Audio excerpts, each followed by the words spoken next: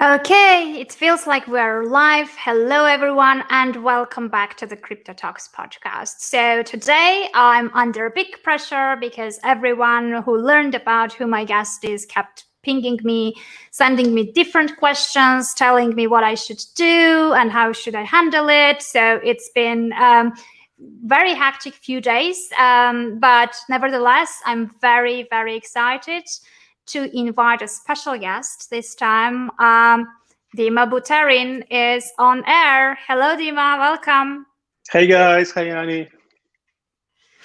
Well, I mean, I'm very happy, first of all, that you agreed to have this conversation. I call them conversations, not interviews, because I hate that kind of, that role playing and just question and answer kind of dynamics.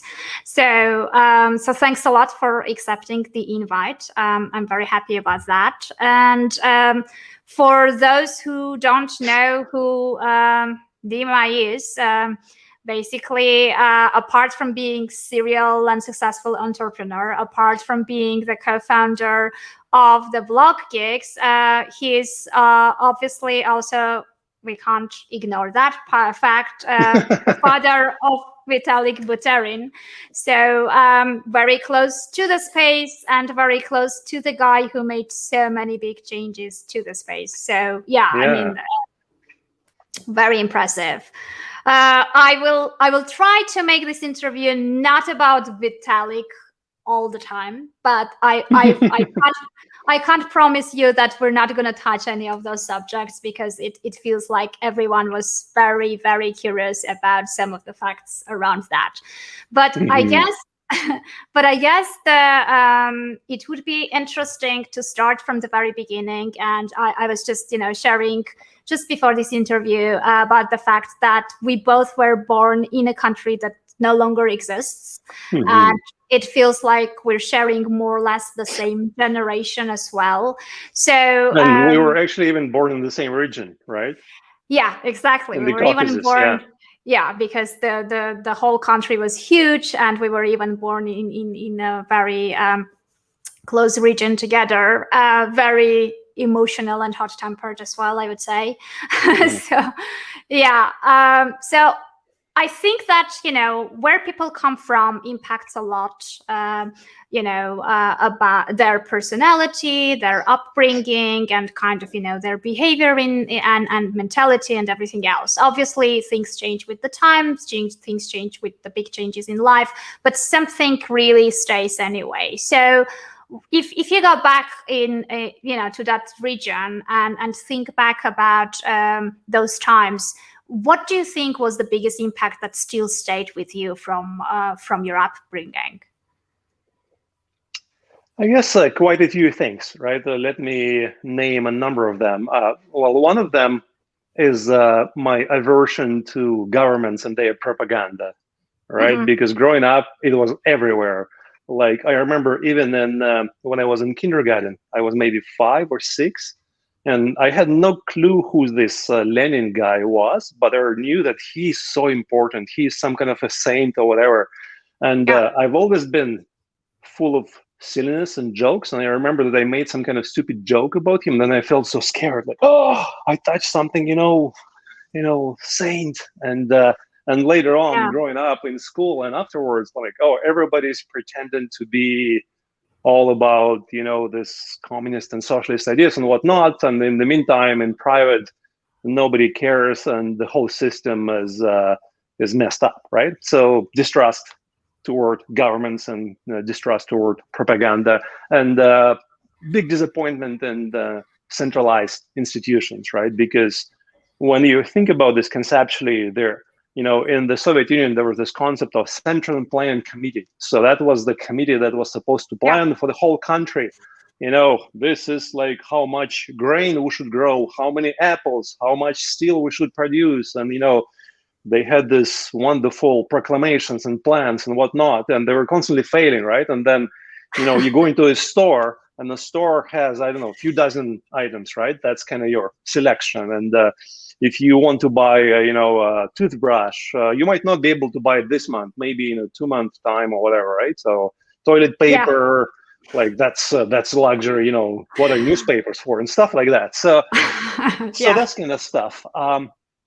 Another aspect of this is egalitarian society. You know, even though the society was very, in general, poor, but it was pretty egalitarian. You know, there were communist cadres, if you will, and, you know, their leaders, the guys who were doing all of this pretension, you know, but in the meantime, living posh life. But the normal people were all kind of mostly equally poor. Yeah. So that was that. Let me think what else. And I guess also religion was kind of suppressed, if you will, right? So I grew up with a lot of resistance toward religion as such, and any aspects of that. And actually took me until I was maybe 42 or something when I finally started opening up to what the hell is religion, what the hell is spirituality, and stuff like that. So that was a long time coming. And maybe finally I'll mention that you know, with this whole attempt at centralized planning, which was a failure, but nevertheless, right, the country was trying to be an efficient machine, right? So they were producing lots of engineers and scientists and whatnot, and this kind of education was there was lots of that, right? Versus like artists or any kind of like arts or philosophy. I mean, philosophy, there's communist philosophy. What else do you need, right? So, exactly. so Why yeah, have I mean, a choice? my education was like in school, there was more emphasis on science and related subjects. Yeah, it's interesting you mentioned that, because it felt like, you know, in those times and in that country, creativity was, I mean, there was no environment which would flourish creativity, and it was even suppressed, and it was not valued. So obviously, like science and maths and all those type of subjects were way more respected, and all the others were just, you know, not very necessary. And I even remember, like, in those times when you were choosing a profession, and if it was something very artsy, they were like, oh, you're not going to make money with that, and it's kind of, you know, it's not serious, just forget about it, right? It wasn't really respected at all. So that part is important. I mean, the planning part and the miscalculations and not being able to, I mean, how do you even decide, like, how much people are going to eat, or, you know, what they are going to consume, and what kind of clothing they want to wear, right? I mean, I think what they want was like something that wasn't even considered, because who cares what they wanted, right? It's just it's irrelevant. We decide for you, right? Exactly. Like, you know, why even have a choice and have any desires? It's there for you. So going from there and moving forward, like I know that moving countries and especially while you are not a child who is just taken with the family, making that decision is pretty difficult, and it entails loads of different barriers to overcome, loads of transitions, lots of modifications in life. How easy it was for you to make that big decision in your life? I would actually say it was pretty easy, because I was 27 when I left Russia.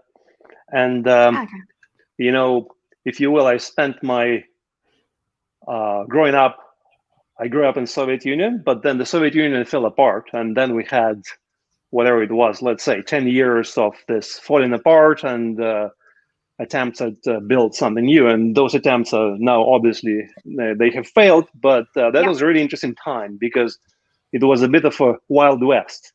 The economy that was somewhat working stopped working altogether. There are shortages of everything, but also so many opportunities, and so many companies from the West coming to Russia, and us, people who grew up in Soviet Union, just looking with wide open eyes at this abundance of things and whatever. You go to a supermarket and it's like, oh my God, how can that be? Like typically go to a store, you see a few dozen items, and now there are thousands. This kind of stuff. So when all of it happened, and because I was kind of well positioned, if you will, like it was difficult, no question about that. And I was at the university, and then became a father very early on. But also, I loved languages. I learned English early on, and I had a pretty quick mind, and I started computer science. So between all of that, I was able to get a pretty good job at a big US company in the Moscow office. And that kind of started me off really well in my career. And then I fell pretty accidentally into entrepreneurship with a couple of my friends who we worked together at that company, and an opportunity came up. So we started our first business together, and that was a joint venture with our Danish software company. And I ended up going to Denmark quite a bit, loved it. And all in all, so between me being exposed to the West, learning English, making a bit of money as we started this business, I had this pretty good foundation, right? So when, and it was still very uncertain, there are uncertain times back in Russia, and Russia just defaulted in '98 on their state debt and whatnot, and then Putin came into power, and in some respects he looked more attractive than Yeltsin. Here's a drunkard, here's a guy who looks strong, but this is a KGB guy, and kind of that, KGB. You grew up with a lot of intrinsic distrust to any kind of government, and then KGB is the epitome of that. So there were lots of doubts, but also there was a lot of excitement just learning about, like, I grew up again, like behind the Iron Curtain, right? So like all of this stuff happening out in the West, computers and I don't know, fashion and music and whatnot. There's just a little trickle of that coming into Russia. So then when I was able to kind of look at that, and there was so much excitement, and as a young adult with some foundation, there was a lot of excitement about possibilities out there. And, we looked at different options, and then Canada worked well for a bunch of reasons. And then we ended up going there, and I'm really happy with that choice. I've been here in Toronto for the last 21 years. Yeah, it's been a while. It's how do you feel about, like, many people, I feel like based on your experiences and based on your exposure of with working with different cultures, etc., you kind of you ended up being cosmopolitan, I presume. So in that sense, like, how do you feel about, like, do you have this sense of home, and where is it? Like, is home Canada? Is home where you're coming from? Is home like pretty much everywhere? Like, how do you feel about that concept? Right. I mean, I did spend the majority of my life now here in Toronto, so it does feel like home. And there are so many things I love about this city, starting with its very cosmopolitan culture, right? Because I'm a big believer that creativity is closely correlated to diversity, right? And Canada has been a country which has been welcoming immigrants for a long time, and especially Toronto is a place where lots of immigrants end up, settling. There are all kinds of people, all kinds of communities, and I love that about this. And they coexist, and there's a lot of creativity that emerges from that. On the other hand,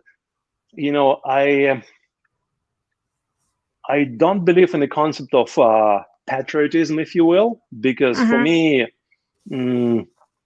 patriotism always comes with a tinge of, however nicely you wrap it, but it always comes with a tinge of, our country is so good, and those guys, they're not so good, kind of, right? Yeah, comparison. And, every country you look at, they all had their big fuck ups. I mean, it's hard for me to imagine bigger fuck ups than, say, Russia or Soviet Union had, and maybe China can compete on that. But Canada had its fair share of pretty crazy stuff, the way they treated their native population and all kinds of other things, right?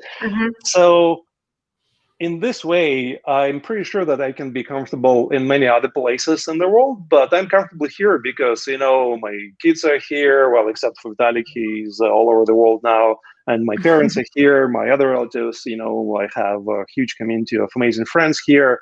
So yeah, it does feel like home. But again, like I also know that I can feel at home at many other places in the world. Oh, sounds good. So yeah, you mentioned creativity several times, and Yes. we started by computer science, scientific subjects. You being going that route in your education. So it's very rare when you meet people who sort of balance both at the same time and kind of have both sides developed equally, and it feels like you're one of those people who are curious enough to cover both sides as much as you can. So how did that go? Like how did you start sort of feeling that gap of creativity after you had established your let's say logical side? Yeah, I have to say that it's a very interesting process. People, so I think genetically I was gifted a pretty decent IQ, and people who have higher IQ, then they have their analytical part of their brain develops, and as always the case is when we have a certain tool and we get used to using that tool, it's like if you have a hammer, then everything looks like a nail. So that kind of happens to smart people. I would say predominantly is like we have a well-designed analytical brain, and it seems to work so well with so many things, and then we just happily apply that to everything. When I was moving over to Canada, we had this nice table and Excel with like criteria for like, should we go to Canada, Australia, stay in Moscow, all kinds of stuff, right? But the thing is, like, obviously it's a very general statement, but the flip side of this, like if you look at a human being, we have our analytical brain, and then we have our emotional sensitivity. And when our analytical brain is overused, that comes at the expense of us not having the emotional sensitivity. And, it seems to work for quite a while. And, you achieve all kinds of, when you apply the analytical brain, and you can achieve all kinds of success. But the thing is, like, eventually you also start seeing its limitations, right? And you start bumping your head against like, oh, but it worked so well at this project. Why doesn't it work for a relationship? Why doesn't it work so well in a business, right? And for me personally, also, I have a lot of curiosity. That's a very strong energy in me, and always had this curiosity about the world, about different aspects of the world. And when I became an entrepreneur, it was a very interesting path of learning about the world through that lens. It's like, okay, so here's a business, and I was originally in a technical leadership position, a CTO and co-founder of the business. So my concern was like, let's build this piece of software and whatnot. But then very quickly it became obvious, like, okay, I can build this wonderful piece of software, but if people don't buy it, then nothing happens. Okay, so why do people buy stuff? Like, logically they should, but people are not logical beings. That becomes very clear as soon as you kind of dive into sales and marketing, right? And also in entrepreneurship, in leadership, you quickly see that business, on the one hand, you can look at this as an engine, right?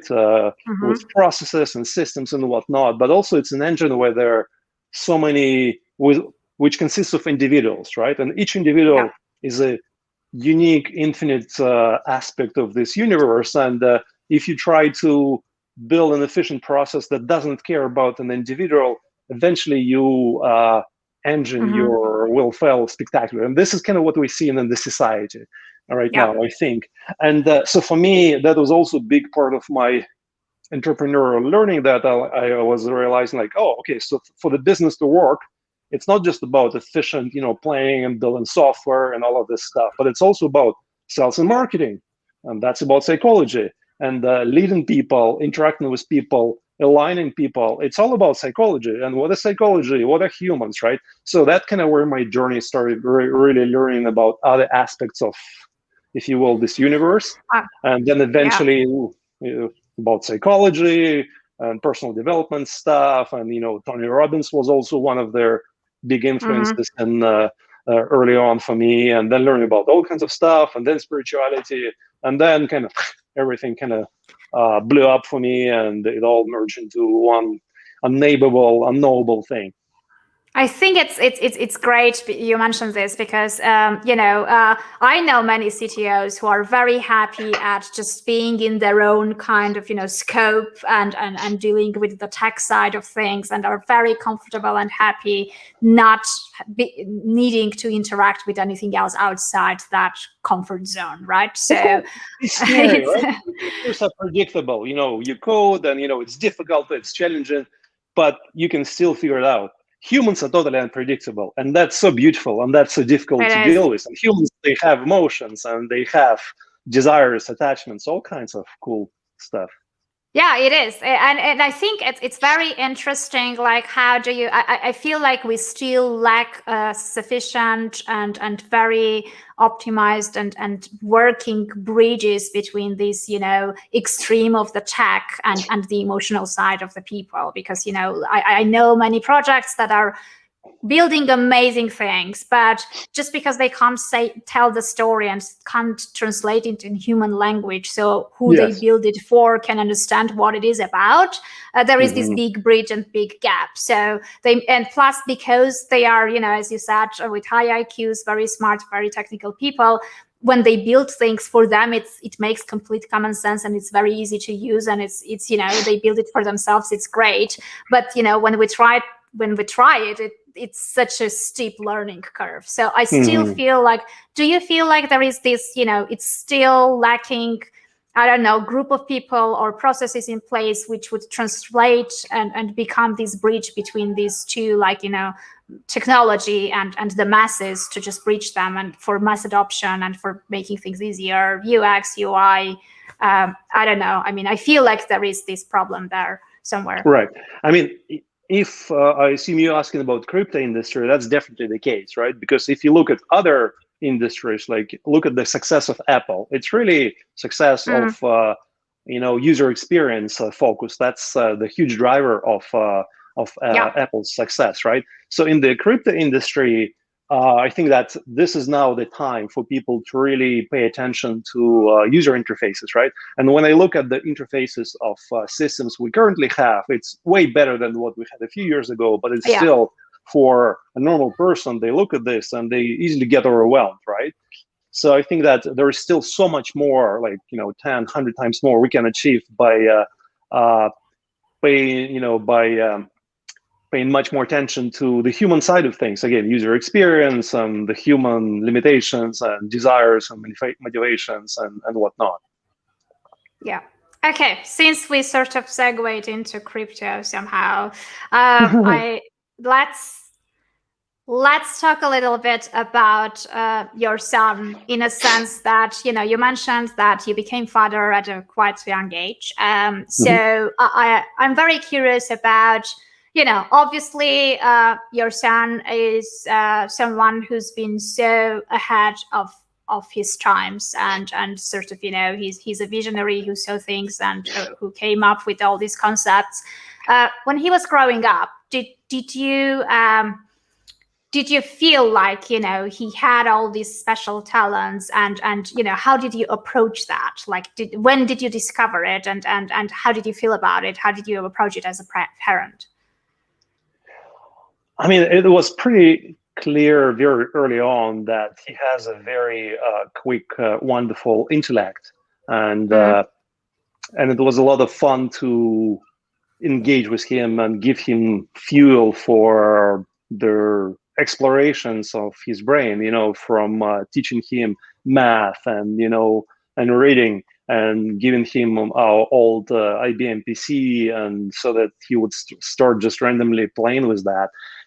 So it was very fertile ground, and like for me, it was also a lot of fun because, as you know, for a parent, it's like we kind of want to the things that we could not get for ourselves, the toys we for some reason didn't have access to, or we didn't play with. We kind of want that to happen for our kids. So I was trying to get him Lego and computers and stuff like that. And human mind is it loves to learn, right? And unfortunately, the way we have been perverting that through modern education system, it's become mostly very rigid and very focused on testing and whatnot. But human mind, really learning and playing is the same thing, right? So like even by 3 years old, it was clear that Vitalik's mind was really ahead of kids his age, far ahead of, and and it was a lot of fun to interact with him and go through this. And it was also not very easy because when you have a young growing human being with, if you will, certain aspect of the being so overdeveloped comparatively, right? So then other aspects of like for him to be social or even like verbal communication, that was not always easy because like again like his human being was trying to integrate so much stuff with such a rapid speed, right? So it was a lot of fun and it was interesting to watch. Like I remember when he was 6 and we were buying him Legos and whatnot, and he would not build towers from Legos and whatnot. He would build digits actually, right? And actually he would, if you will, animate those digits, like that this 5, that's a mood and whatever, right? So kind of his mind was processing all of this stuff, and as he was learning about math, which kind of became, if you will, love of his, and then he was also interacting with that in all other ways that he could see, from building the Legos and using Microsoft Excel to play with stuff and whatnot. So yeah.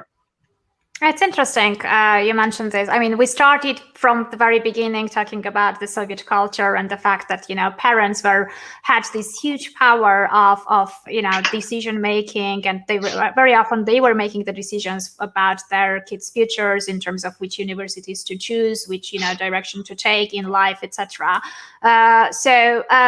Did you have any, did you put any pressure in his decision? I mean, choices, or like how was this interaction? How much was your role in his choosing his paths in life?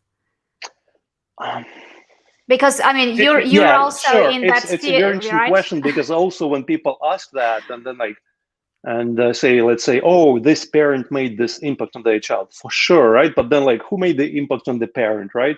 Their environment and their parents. So it's a kind of never-ending chain of things, right? And so Absolutely. for Vitalik, it was so his father is into computer science, his mom is in computer science. That's where we met in the university. We studied together.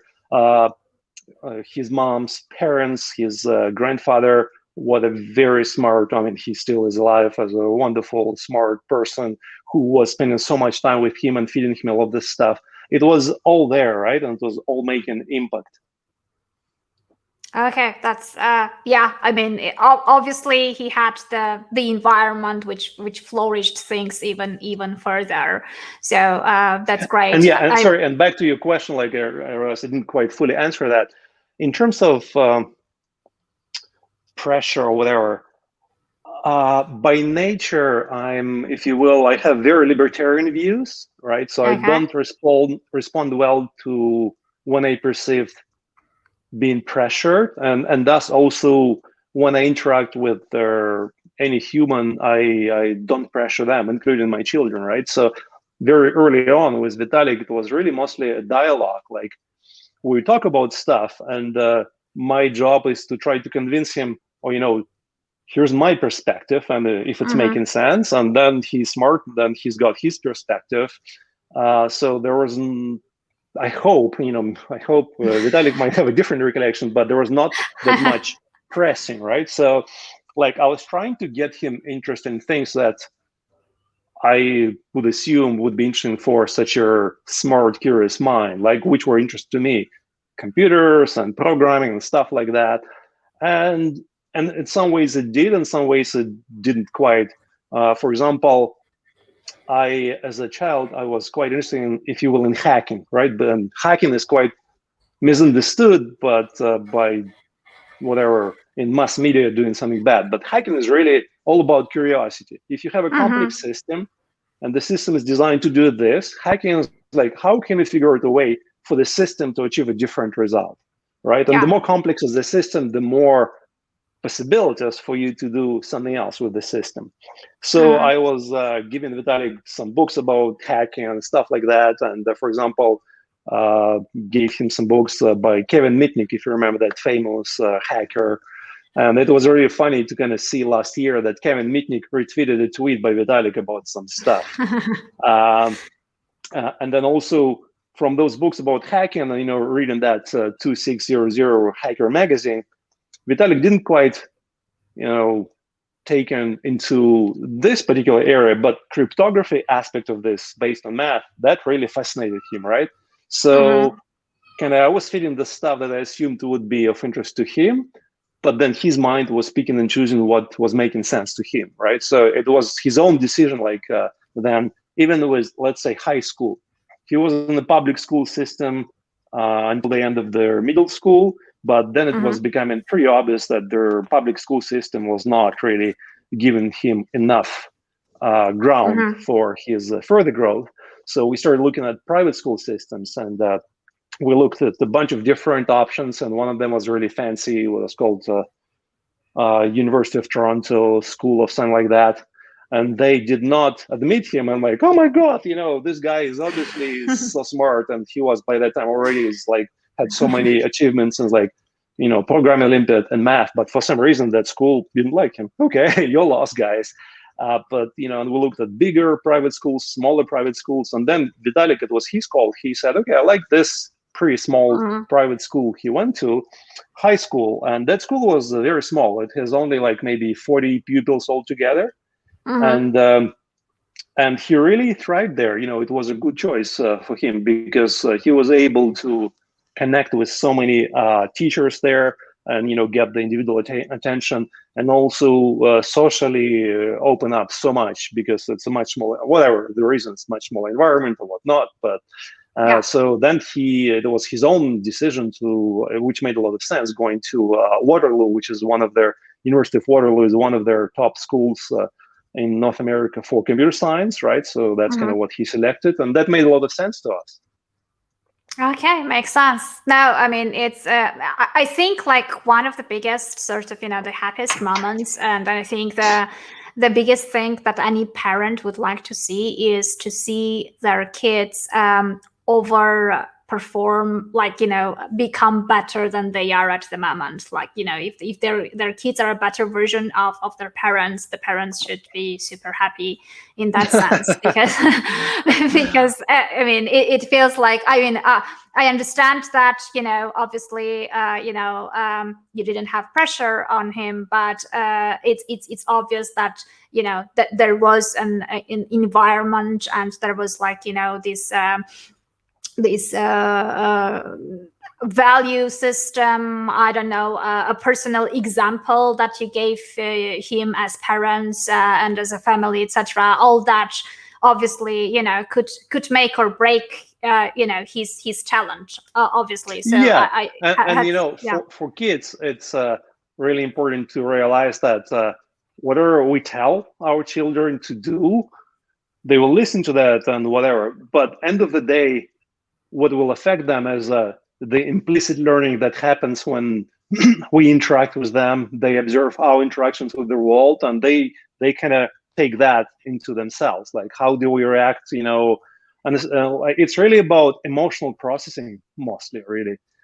So I think that the kind of impact, parents have obviously huge impact on their children, but it's most people, I think, misunderstand that impact, and they think that it's they have to direct their children to do this, and but it's very, if you will, it's very ego based, right? Because we have a certain illusion of, oh, this is me, and these are my flaws, and these are kind of some of my desires, and then we have the desire, but through my children, let me try to kind of maybe correct those flaws and realize those unrealized desires and stuff like that, and it's pretty ridiculous.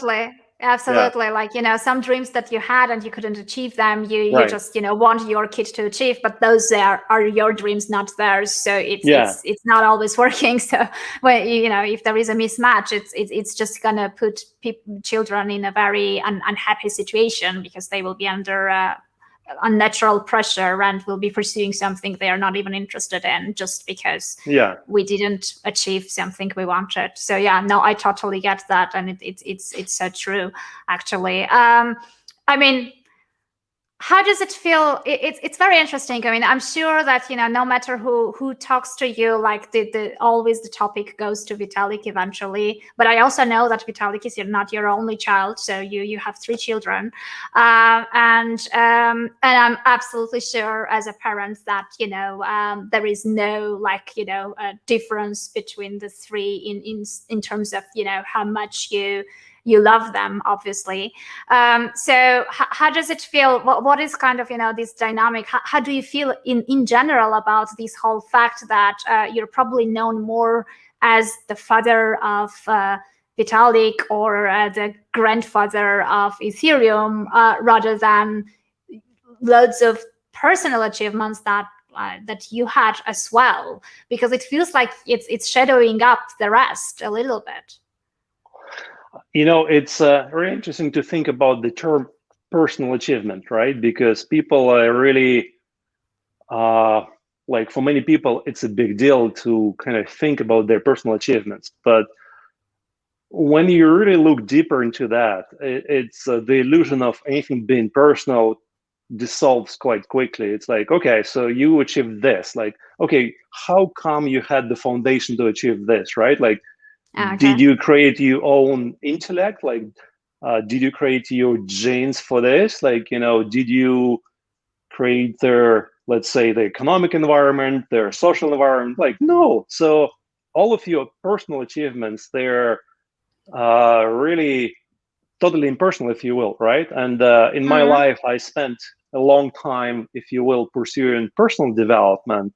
And when I talk to people about this, where I'm at, I would say that now I'm in a stage of impersonal development, because the personal development does make a lot of sense to me anymore, even though it was a wonderful, important stage. And if you look at my Twitter bio, right, like you look at people Twitter bios, it's quite often like, oh, and my bio used to say like serial tech entrepreneur, blah, blah, blah, blah, blah. And now it says, I think, a philosopher, a curious consciousness, and a soul bubble lover, right? And because kind of you have to, when you start looking deeply at yourself, you discover so much more about yourself and the world, right? And, for a long time, I think until their middle age, typically people define themselves through those personal achievements. So, I have achieved this, I've done this.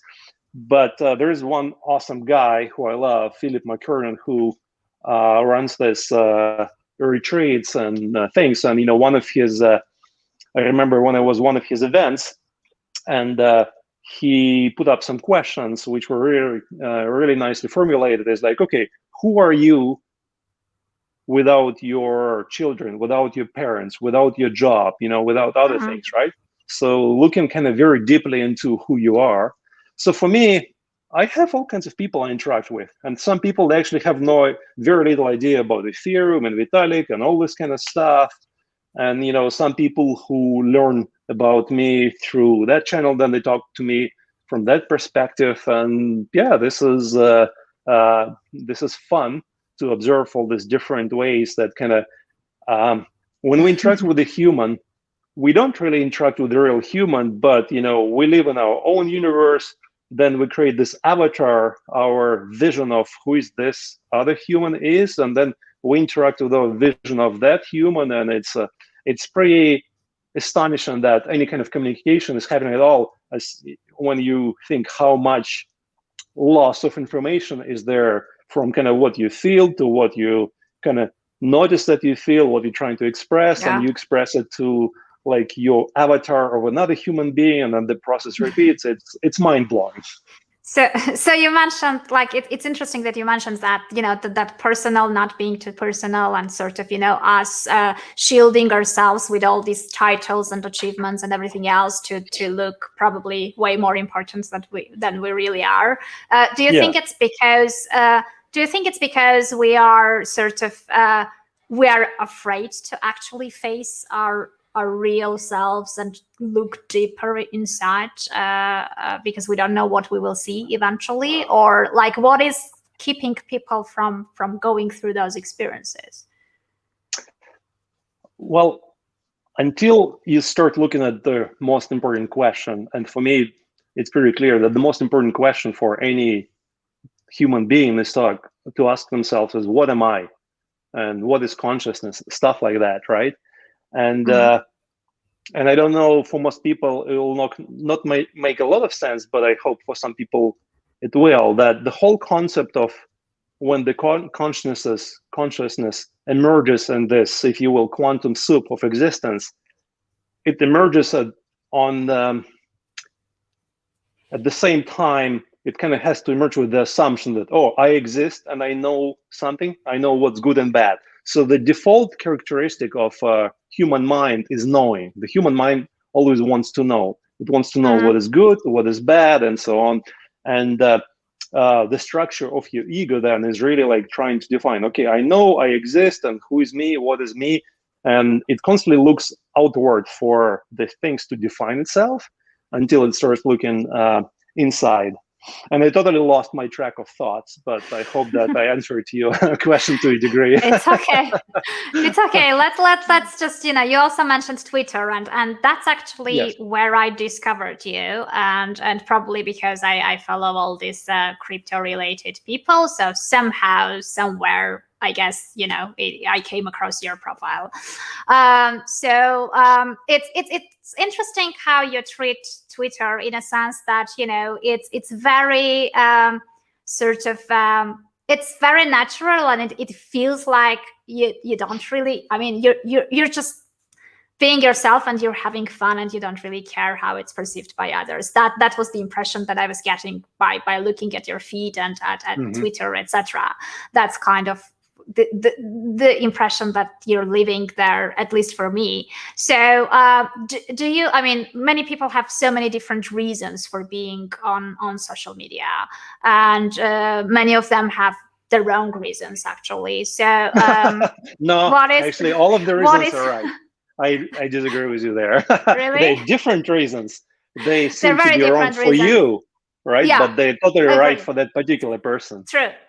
Yeah, wrong for me. So what are your reasons? Like, how do you treat this? Like, is this a place where you just relax, bounce around some few ideas, or meet people? Like, what do you use it mainly for? That goes back to your question about personal achievements and all of this stuff. Why do we do anything? And this is like, if you answer that question very deeply, if you investigate it, then you really find the answer to everything, right? And our human mind, our ego, is kind of likes to come up with very complex stories. So I'm doing this to achieve this goal, and blah blah blah, and the rational mind has all these stories about why it's doing things. But end of the day, we're not driven by the rational mind. Like, I'm firmly convinced that the rational mind is just a PR agent. It can observe, this is what's happening, and let me now create a nice story why this happened. And if the reality doesn't match my story, which happens all the time, then I have to quickly on the fly adjust my story, and I can blame other people for being bad, or myself for being, guilty or whatever, feeling guilt and shame and stuff like that. But very short answer to your question is like, it's just fun. And I used to be more on Facebook, if you will, and whatnot, but it's been a year that somehow the universe gravitated me toward Twitter. And I love it because it's very open, right? And, I can participate in all kinds of conversations, and then they end up being about crypto or philosophy or love, or somebody tells me that I'm a fucking scammer and I should fuck off. Like, and this is a wonderful in personal development training. Like, oh, wow, this human being for some reason thinks that. Like, interesting. Let's see what kind of emotions we can experience here and enjoy and, struggle with. Yeah, it's interesting. Actually, Twitter has this interesting dynamics of I don't know. It feels more unfiltered than Facebook somehow. Yeah, it feels for sure. raw. It feels raw, and it's probably more people are not so open there in terms of who they are actually. So most of them are sort of hidden behind some avatars or nicknames or whatever, which probably makes it easier for them to be more honest and more open and express themselves easier that way. Probably, I don't know. It's just my theory. And by doing that, you get a more realistic picture of what this person thinks or what this person is about. So, which is why you get so many diverse reactions to anything you put out there, because all these people are very, very different accordingly. So it's very interesting. Let's touch a little bit about the blog gigs. I know that it's a very nice platform to learn more about the space, and we already touched a little bit that this space is not very easy to grasp for the newcomers, and not very easy to understand in simple terms and everything else. So tell me a little bit, like, why did you decide to found blog gigs, and what's the main purpose behind it?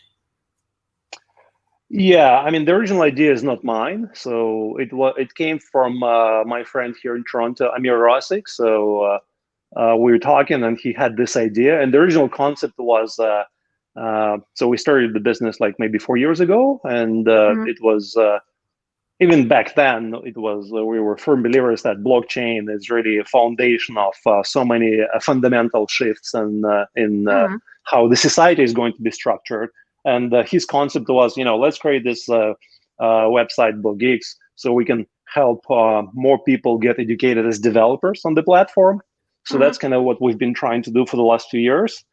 And that, frankly, didn't work that well for a whole bunch of reasons, as always. From limitations of the original idea to some of our limitations in execution to the realities of the crypto market. And last fall, we have restructured the business a bit.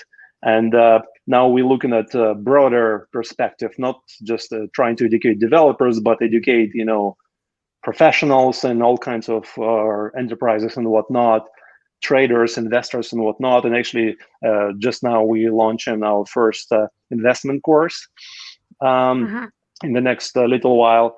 And I'm only, if you will, lightly involved in the business. Originally, for a long time, I was just investor and mentor and whatnot, and I got a bit more involved during the restructuring that happened last fall. But I'm still very lightly involved. It's run by now by another person. His name is Andrew, and I'm kind of mentoring Andrew and helping him with a bunch of things. And as we're kind of going through this restructuring, so yeah, because at this time, if you will, throughout my career, I spent a lot of time learning about how to structure businesses operationally and processes and systems and stuff like that. But then eventually I realized that what is most important is much deeper foundation. What is the purpose of the business? Like, what are its core values? Like, how this business is making the world better, and not just the world out there, but also how does it impact people working in the business and stuff like that. So really, this is my passion, and I do a fair bit of other kind of mentoring, coaching for other people who kind of enter my path, and that gives me a lot of joy to kind of help them start thinking about deeper aspects of what they're doing. Because if we don't look at those deeper foundations of deeper motivations of ourselves, then we are bound to face a lot of hurdles until we finally kind of face them, clear them up, and so on. Yeah, I totally agree with you. I mean, it reminds me of Simon Sinek's why speech. Right. And I think it's very important because in business, usually it's not a straightforward and very like smooth path, right? You're gonna have different situations where you have to make different decisions, and it's not gonna be as planned. So that's why I think is gonna be the thing that is gonna help you decide whether you turn right or left, or go back or whatever, because you will have like one thing that is you know about and is gonna guide you on a long term and on a higher level. I guess. And let me comment on that too, because kind of it made me think about some of the stuff we talked about. And when we were talking about Vitalik and role of parents and Vitalik's role in Ethereum, human mind, because it's finite, it's trying to simplify things. It's trying to put things in a define things to make them understandable. It's like, oh, so Vitalik created Ethereum, and Vitalik's parent created Vitalik and stuff like that. And this is a nice story, which is also total bullshit, right? Because Vitalik created Ethereum. Well, Vitalik and 1,000 other people created Ethereum, right? Wonderful, amazing people, and all kinds of messed up people, and crazy people, creative people, hurt people. So many people are involved in that, and they have been co-creating, and obviously he is still a very important aspect of this.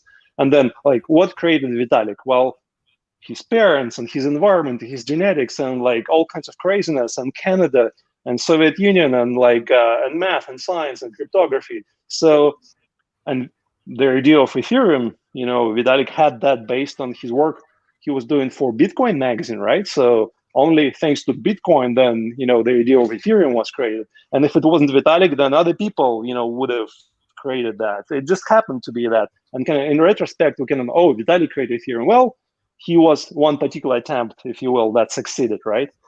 And if you look also at the state of the crypto world right now, I originally was a very technical guy, right? So computer science, all of this stuff. But now my mind likes to think about much more abstract things on the one hand, and much more humane things. So how humans works and stuff like that. So when I look at crypto projects nowadays, I'm way too lazy to look at details and the code and protocol and stuff like that. That no longer excites my curiosity. It's wonderful, and then I kind of follow people who I trust that they can do this kind of stuff. But for me, it's much more important to observe how do those humans behave as humans, right?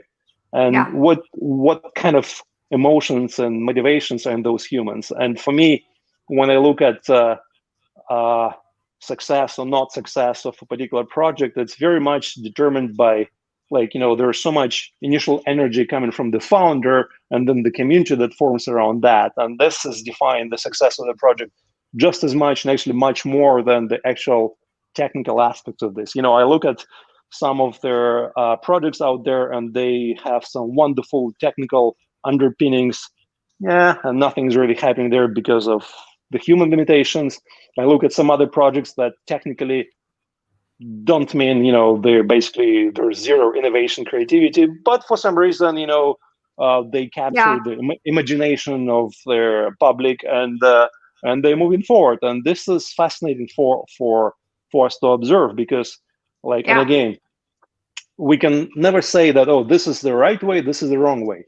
End of the day, we have to observe and see, okay, this is happening, and this is happening, and that is happening, and this is their mindset. Is whenever we say that things should be or should not be this way, we really just being very short-sighted, because if things are a certain way, then there are some deep reasons for that.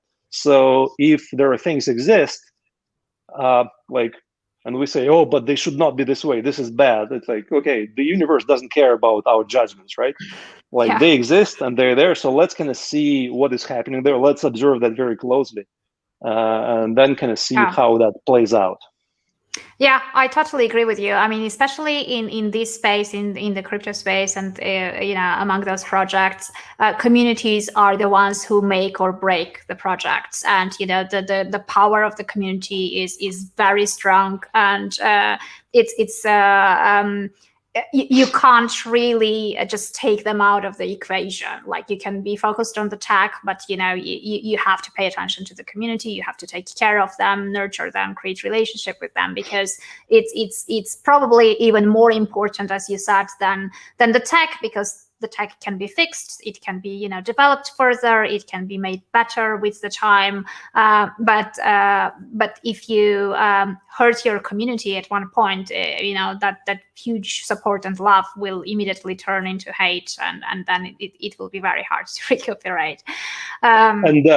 You know, people who are exposed to Ethereum probably saw that write-up from Vitalik, which he did end of the year 2020, kind of his closing notes for 2020. And it was a wonderful write-up with a lot of kind of very high-level, really interesting musings and things. But one aspect that a number of people noticed, and for me, kind of noticed that right away, like he mentioned that a project has to have a soul, right? And to hear that from Vitalik was really amazing because you know, I know that he has brilliant technical mind and, if you will, philosophical mind as well, and kind of like, so that he's becoming more and more comfortable with using very soft but extremely important terms that really talk to some crucial aspects of you know, their reality, right? And what does it mean for a project to have a soul? Like, can you define it? You cannot, right? But then you can look at this and you can say, yeah, like, let's say EOS, the project was, you can feel it, right? You know, you can't define it, but you can the feel Telegram it, tried to create their own blockchain and raised lots of money and very smart people, and then nothing happened, right? So, okay. Yeah.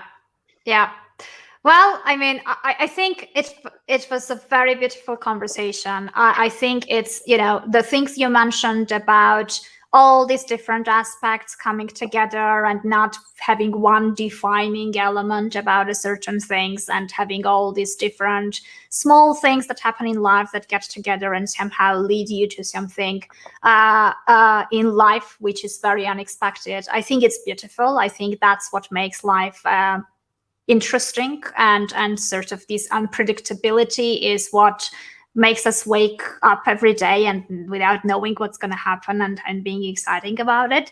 And I just wish that all these small things lead you to even newer and more discoveries, because I know you've tapped quite deep already in your consciousness, and your curiosity leads you to many places. but I'm also sure that there are so many other places that you still have you know, to go and can still happen. So I mean, I would like to wish you loads of new experiences. I would love to stay in touch, and I hope that the viewers enjoyed a nice conversation.